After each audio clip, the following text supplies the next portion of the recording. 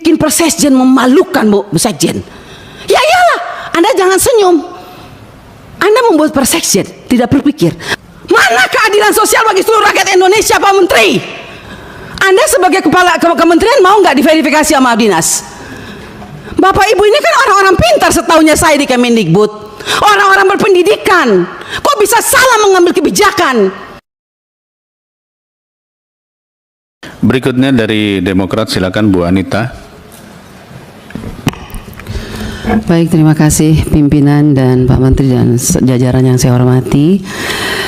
Pertama-tama kita semua mengetahui bahwa ada kekurangan anggaran ya 15 triliun. Tetapi kalau menurut saya mari kita koreksi diri. Kenapa ini terjadi? Jujur sama diri kita sendiri. Anggaran yang sudah diberikan begitu banyak tahun 2024 apakah sudah digunakan dengan baik atau tidak? Jangan kalau dikurangin kita sedih, tapi waktu dikasih banyak kita tidak menggunakannya dengan baik. Kenapa saya mengatakan tidak melakukannya dengan baik?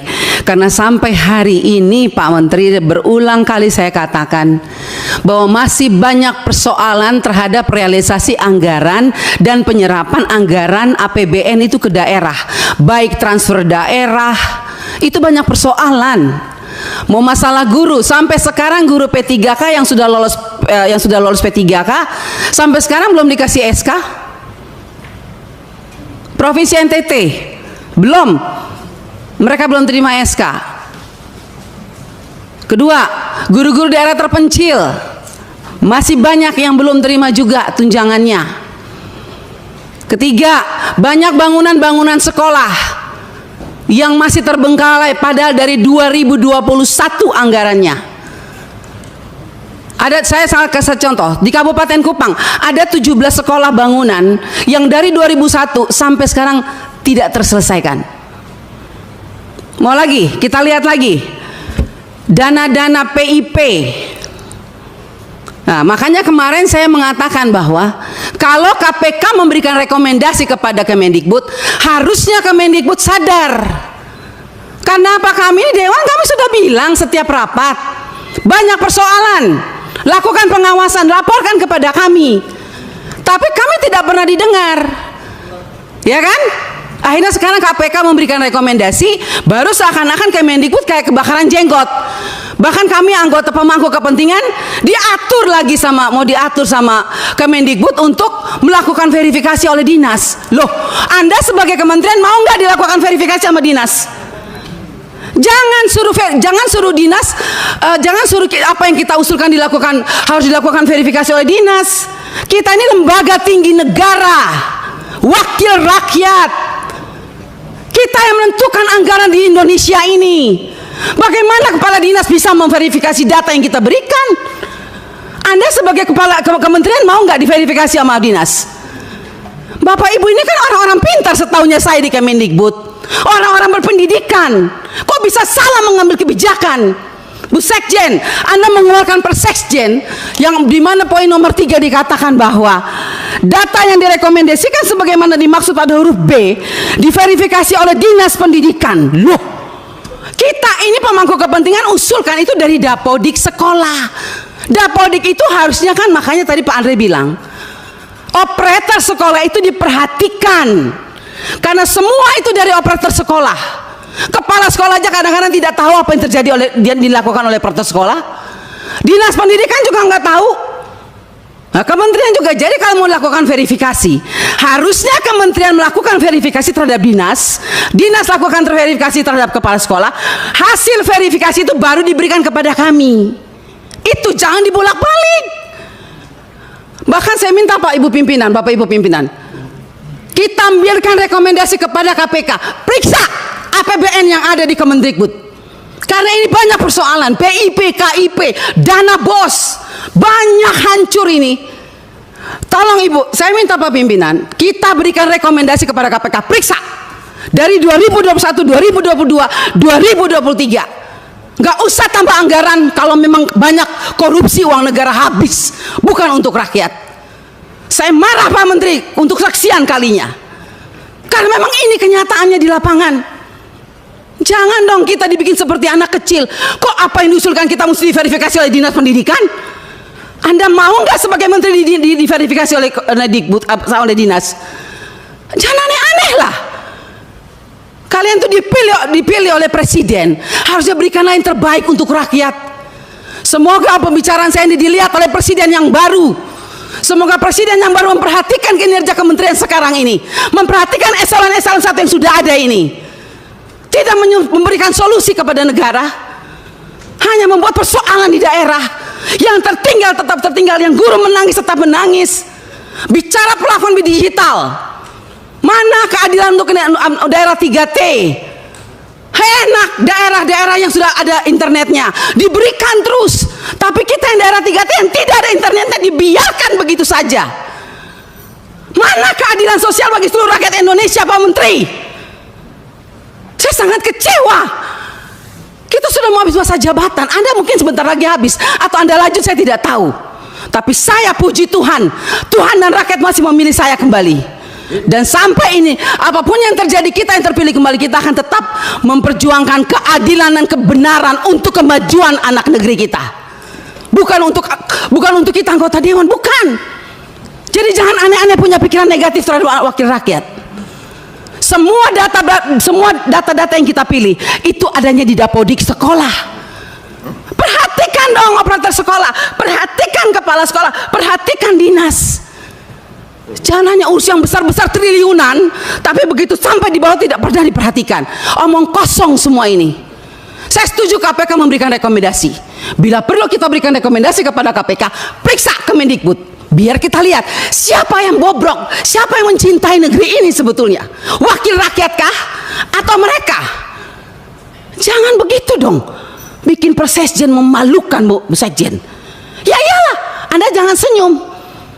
Anda membuat Persesjen tidak berpikir, masa kita diverifikasi oleh dinas? Mending kalau kepala dinasnya bersih. Kalau kepala dinasnya justru yang mencuri uang PIP, bagaimana Ibu? Saya mau tanya sekarang, jawab. Apa Anda pikir semua kepala dinas bersih? Oh tidak. Mari kita buktikan. Mau kita turun, kita buktikan, kita tanya, jangan sama kepala dinas, tanya sama penerima PIP. Itu baru bisa jawab jawabannya. Kalau Anda hanya turun hanya di dinas, semua jawabannya bagus. Tapi coba turun ke rakyat, turun ke penerima orang tua. Kalau nggak lihat itu orang tua punya air mata. Omong kosong. Nama ada, SK ada, uang nol sampai hari ini. Baik. Jadi kalau kita mau bicara soal anggaran, Pak, jangan ditambah. Tuhan juga tidak ingin semua uang negara ini hilang. Saya yakin dan percaya sampai ini anggaran turun, karena Tuhan itu lihat air mata orang miskin. Jadi kalau anggaran turun jangan marah. Mungkin inilah kehendak Tuhan supaya kita koreksi diri, stop dan bertobat. Kalau mau lihat bangsa ini baik dan lebih. Oke teman-teman, kembali lagi bersama saya di channel ini. Kita akan menyaksikan sebuah cuplikan video. Di bawah ini kita akan menyaksikan komentar-komentar netizen di bawah ini. Nah teman-teman, ada juga yang menyampaikan, ini baru wakil rakyat betul-betul memperhatikan rakyat kecil. Maju terus Bu, bila memperluas sekolah gratis 100%. Saya mau pada untuk sidang ke menteri saya dari rakyat. Nah, udah tradisi di bumi Konoha ini, kalau orang yang berani dan jujur selalu dijauhi dari berusaha. Ganti ketua DPR ya Bu Shirley, pecat tidak berguna bagi rakyat Indonesia. Ayo Pak Prabowo, kami butuh ketegasan dari Bapak kami sebagai pemimpin rakyat Indonesia. Nah, baru wakil rakyat, seharusnya Ibu ini ketua DPR, bukan si Puan Gabat itu. Saya warga Jawa Barat sangat setuju dengan ketegasan yang netral memperjelaskan semoga semua kebuka dengan kesadaran orang-orang dewa tidak jujur. Betul Ibu, seharusnya orang seperti Ibu akan disalahgunakan tidak sesuai. Nah, selalu akhirnya ada wakil Tuhan yang membuka aib para koruptor yang menderita rakyat miskin. Semoga tetap prinsip kejujuran. Benar Bu, karena banyak penyelenggaran dana yang sampingkan uang masuk kantong pribadi. Ibu Anita ini lebih cocok jadi ketua DPR. Semoga ada lebih banyak lagi model DPR seperti Ibu Anita. Ini Ibu Anita sangat cerdas menurutkan pemikiran guru, memang sangat kasih para guru-guru sabar memintarkan anak Indonesia. Nah, gaya ibu ini memang memberi kesejahteraan pada warga memilihmu. Nah, hanya iblis yang tidak suka dengan orang baik. Ngeri Bu, ini ngotos di media sosial di depan orang. Harusnya tindakan tegas mumpung masih sudah kudu ada gunanya. Setelah Pak Soeharto telah tiada pembangunan sekolah, tidak ada pelosok Indonesia para presiden. Soeharto yang berjiwa rakyat sudah Pak Presiden. Ibu ini, nah, maka kunci dari kemaksimal pencapaian memanfaatkan anggaran masing-masing kementerian adalah kejujuran dari pemakaian anggaran bersih dan KKM. Sebab dengan adanya KKM itu, anggota DPR jangan hanya komit kalau tahu kelemahan kenapa gak cecer, menimbulkan turun dong ke lapangan jadi marah-marah semua sama DPR. Menteri kita ini ngaco. Ada lagi DPR jangan banyak orang malu-malu. Kecil saja udah nyata tapi masih menjabat wakil ketua dari Partai Nasabah. Ibu, orang-orang DPR ini DPD tidak memikirkan hal demikian, uang masuk kantong pribadi. Ibu ini dari NTT masih frekuensi. Cara bicara senang terlayap pernah. Kenapa mulutnya Menteri ini tidak ada berani bicara, mungkin sudah kena getahnya. Ibu satu ini wakil rakyat, sebagai warga masih ragu mewakiliku.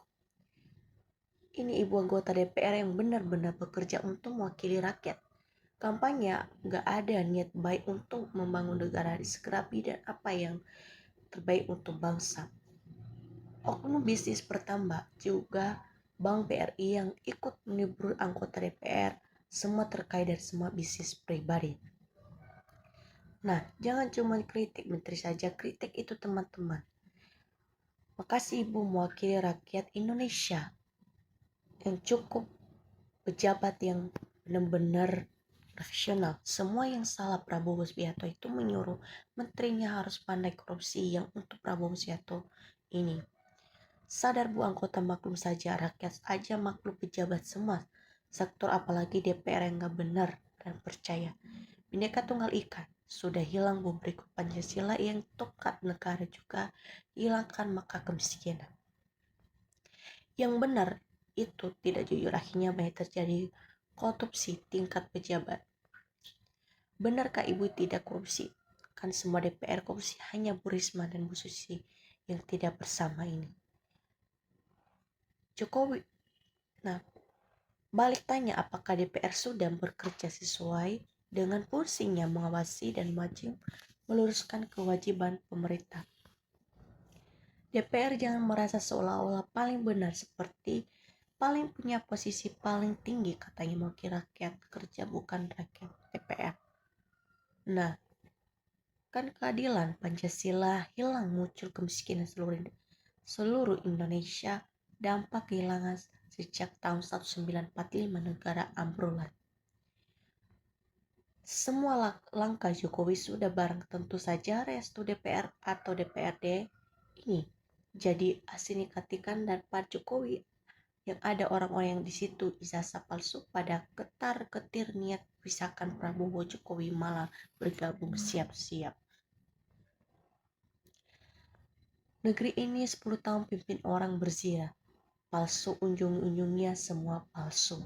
Menteri Pendidikan Makarim ini sudah menjadi bulan-bulan DPR, menunjukkan bahwa Menteri Makarim memang enggak menjadi seolah-olah pemerintah tidak hadir.